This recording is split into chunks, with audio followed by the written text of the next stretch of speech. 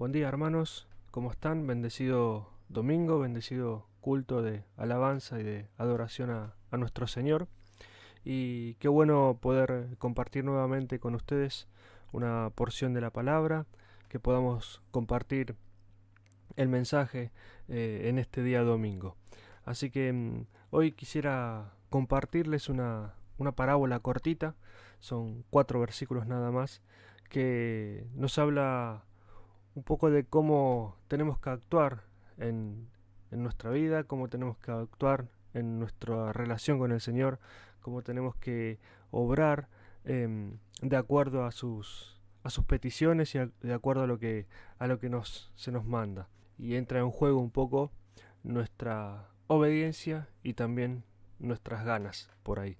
Es la parábola de los dos hijos, está en Mateo 21, versículos 28 al 32. Así que hermanos, preparen sus Biblias, sus celulares, sus compus, lo que tengan a mano. Es Mateo capítulo 21, versículos 28 al 32. Dice así: ¿Qué les parece? Continuó Jesús. Había un hombre que tenía 2 hijos. Se dirigió al primero y le pidió: Hijo, ve a trabajar hoy en el viñedo.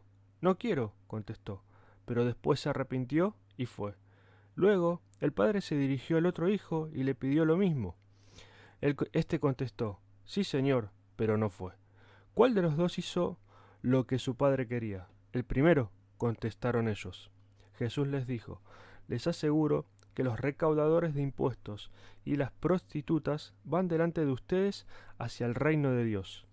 Porque Juan fue enviado a ustedes a señalarles el camino de la justicia y no le creyeron, pero los recaudadores de impuestos y las prostitutas sí le creyeron. E incluso, después de ver esto, ustedes no se arrepintieron para creerle.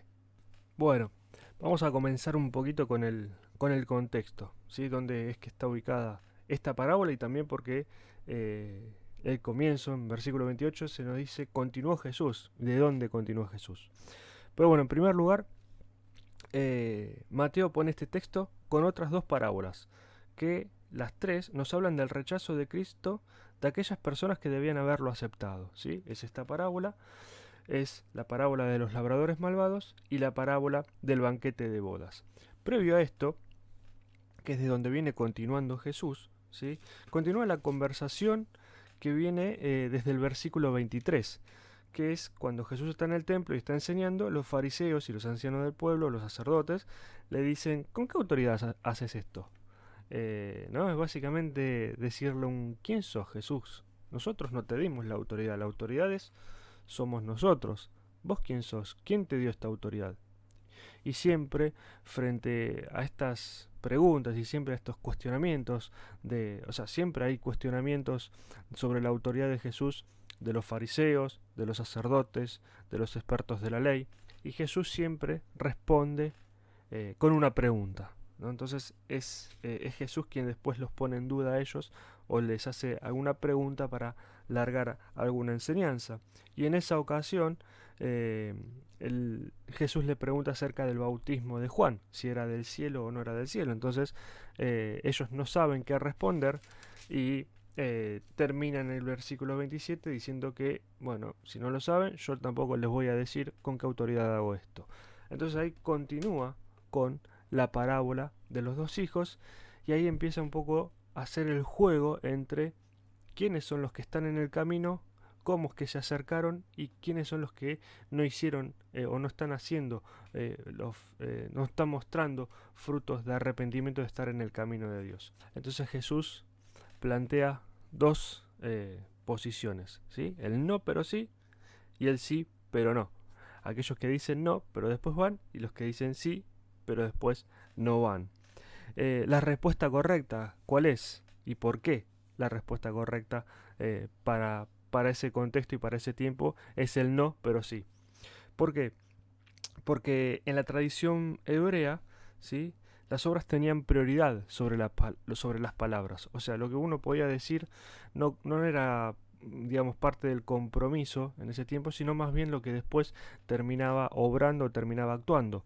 Por eso es que los expertos de la ley, los sacerdotes, saben que si bien dijeron que no al principio, pero después terminaron yendo a la viña, terminaron acercándose, terminaron haciendo aquellos que les fue mandado. Entonces eso era más importante que las palabras.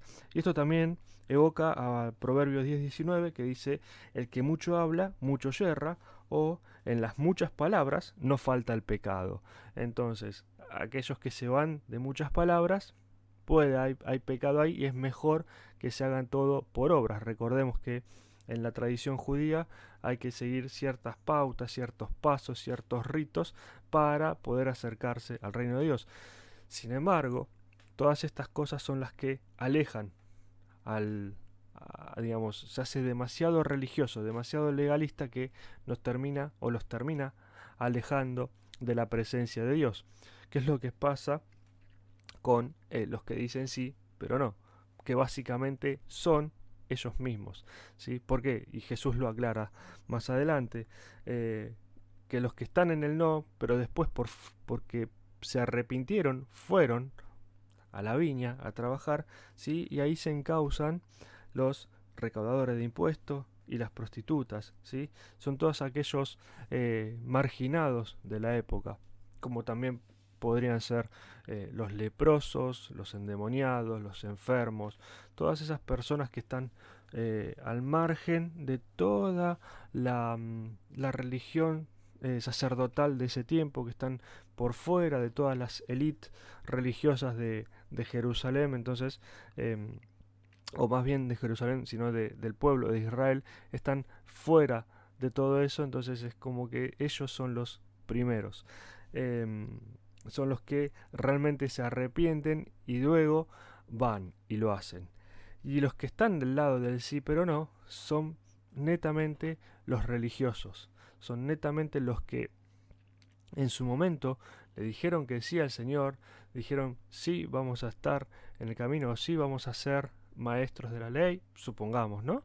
O sí vamos a ser sacerdotes, sí vamos a estar para guiar a tu pueblo, y no lo hacen, se dedican a otra cosa, se dedican a su propio bienestar y no a buscar el bienestar de el pueblo en relación con Dios, de acercar más al pueblo a Dios, sino al contrario. Se trata de muchas veces de separar y de marginar y de decir quién entra y quién no entra al reino de Dios. Y recordemos que también en esa época el templo era muy importante, y también el templo tenía esas divisiones en donde separaba a los de distintas clases sociales, cómo podían estar llegando y cómo podían estar alabando y acercándose a la presencia de Dios. Y estos también tienen otro componente, que es que Jesús se los remarca allí, que es que no escucharon al mensaje de Juan.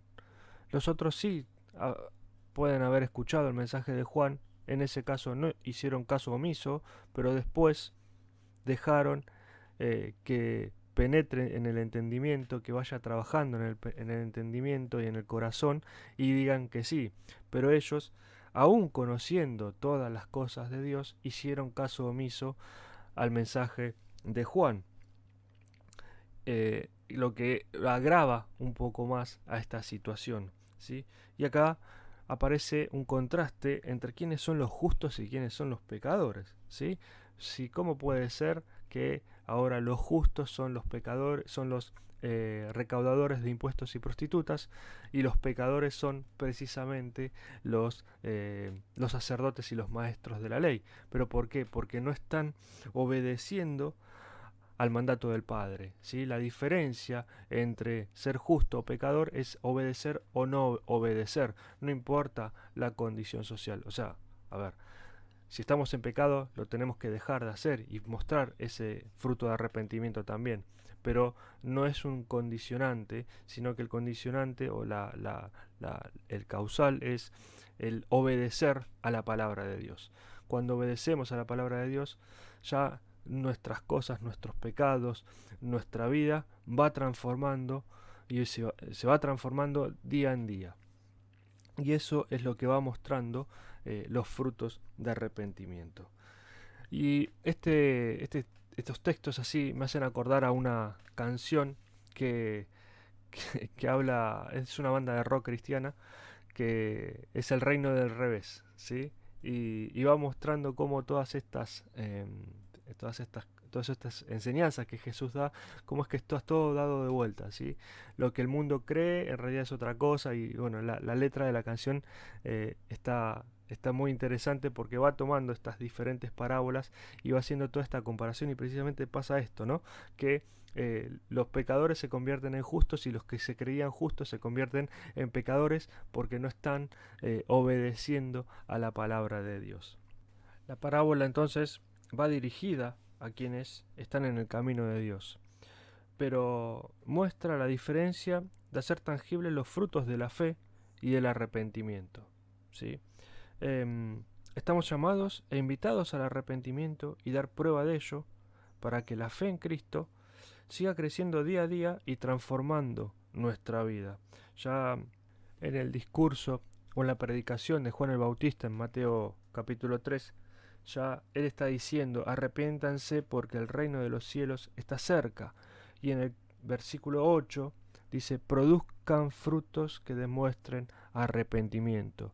Y esta parábola lo que nos muestra es quienes dijeron que no, tal vez de una manera, uno cuando dice que no, o por ahí podemos decir que también que fue de una manera sincera, ¿no? Que dijeron, no, no me interesa, no quiero, pero después recapitularon y se arrepintieron y fueron a trabajar en la viña. Y ahí Jesús nos está marcando el arrepentimiento, nos está marcando en la parábola quiénes son los que se arrepintieron y quiénes son los que después obraron en consecuencia. Por eso es que Jesús les recalca que ellos van primero, van delante al reino de Dios, van delante hacia el reino de Dios que aquellos que son religiosos, cumplen todas las reglas, todos los rituales, todas las cosas, pero no obedecieron a la palabra de Dios.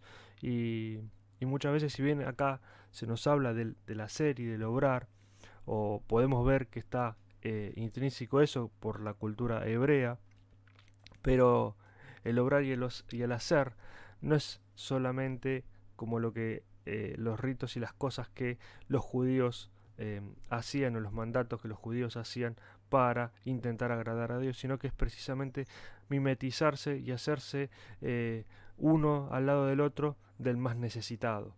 Ese sería el hacer y el obrar. Eso es también el mostrar los frutos del arrepentimiento, no solo desde la perspectiva personal de arrepentirnos de nuestra vida, arrepentirnos de lo que hemos hecho, arrepentirnos de nuestros pecados día a día, sino también acercarnos al más necesitado, quebrar todas las barreras que hayan de marginalidad, como por ejemplo en ese tiempo los judíos los tenían sobre lo que ellos consideraban pecadores y ellos se consideraban justos, ¿sí? Quebrar con todas estas barreras y verdaderamente ser como Jesús y caminar entre medio de cada uno de todas las circunstancias, de caminar dentro de todos y acercarse frente a todas las necesidades. Y de hecho, aún viendo cómo estas personas eran transformadas y cómo estas personas iban caminando hacia el reino de Dios, y ellos vieron todas esas cosas, Jesús les recalca hacia el final de que aún viendo todo esto no hicieron caso, ¿sí? O no se arrepintieron, más bien dice el texto, no se arrepintieron para creerle al mensaje de Juan el Bautista. Entonces, lo importante es que podamos buscar en el arrepentimiento, buscar un arrepentimiento genuino al Señor, podamos entregar nuestro corazón, nuestras faltas, nuestras dificultades. Y por otro lado, quisiera también que lo veamos desde otro punto de vista, una vez que estamos en un estado de madurez, si se quiere, entre comillas, ¿no? Aunque siempre vamos madurando diferentes aspectos de nuestra vida, nos toca reflexionar un poco sobre nuestro compromiso, tener en claro cuándo decir que no y cuándo decir que sí, y obrar en consecuencia de ello, ¿no? No podemos estar, o sea, si bien la parábola también va dirigida hacia aquellos que estamos encaminados, la traemos a nuestro contexto. Entonces, ¿cómo es que estamos? Decimos que no, así porque nos sale impulsivamente algunas cosas que que nos dice el Señor que cambiemos y después nos arrepentimos y vamos, o decimos que sí y después no lo hacemos, nos comprometemos con sí, voy a cambiar tal situación de mi vida, voy a cambiar esto, voy a dejar en tus manos, Señor, te lo dejo hoy, y después no pasa nada, ¿sí? O estamos en el que no, que sí, que nos arrepentimos. Obviamente, de las dos, la correcta sería la primera. Sin embargo, no nos tenemos que quedar con eso, sino que tenemos que ir siempre por más. Jesús siempre sube la vara un poco más. Y esa vara que nos sube es decir que sí y hacer el sí. Entonces, la opción sería el sí, pero el sí. Poder llegar a ese punto, poder llegar a ese momento en donde lo que el Señor nos pida que cambiemos en nuestra vida, lo que el Señor nos pida que hagamos, lo que se nos ponga delante de frente y esté en nuestras posibilidades, tener la madurez para poder decir, sí Señor, envíame a mí y poder cumplir con aquellas cosas. Y obviamente también les decía de muchas veces tener en cuenta, de tener en claro el no y el sí. Y eso también es un signo de madurez. ¿Por qué? Porque muchas veces no nos podemos comprometer a todo y decir que sí a todo, porque muchas veces no lo vamos a poder cumplir. Y en esos momentos son los que uno tiene que saber, o lo que tenemos que saber, aprender a decir que no. Aprender a decir que no a ciertas circunstancias que también puedan estar, digamos, generando dificultades en nuestra vida, generando dificultades o cargas que el Señor no quiere que llevemos. También tenemos que aprender a decir que no y que nuestro no sea no. Pero en cuanto a las cosas que el Señor nos pide para que cambiemos, para que transformemos, para que avancemos y para que seamos, para que estemos más relacionados con Él, a eso sí nos animo a que le digamos sí, pero sí, y que lo podamos hacer con gozo, con alegría, con paz, confortándonos en que todo lo que proviene del Señor es para nuestro bien.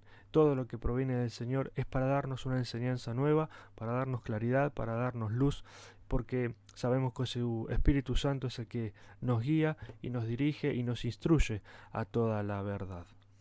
Y relacionado con esto del sí y del no, Mateo en el Sermón del Monte sobre los juramentos, en el capítulo 5, versículo 37, precisamente dice que tu sí sea sí y que tu no sea no.